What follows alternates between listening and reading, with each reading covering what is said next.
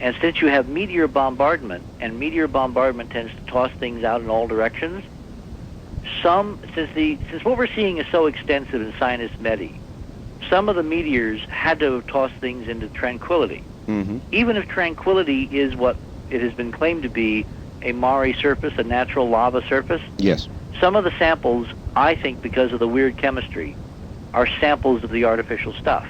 Remember the first lunar science conference when the geologists were asked to kind of quantify and characterize the moon and its formation process as derived from analysis of the samples? Yes.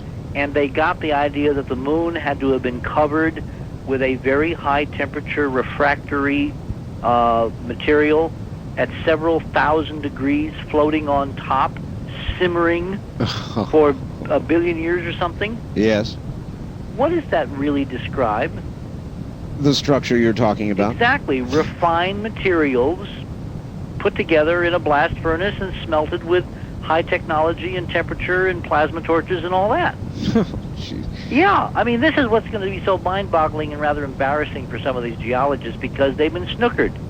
They have been model-driven. I've got papers where now, and I'm fortunate that we have the papers because at least I know they're honest. They see things, they're writing about them, it's obvious they're projecting a geological interpretation on what we now know is a geometric and artificial thing. In other words, they just weren't looking at it the right way. Well, if you're not expecting the unbelievable, will you recognize it when you see it? See, a lot of science is driven by what you expect to see. Of course. And the crucial thing for me, Art, is that it means that most of the system was honest.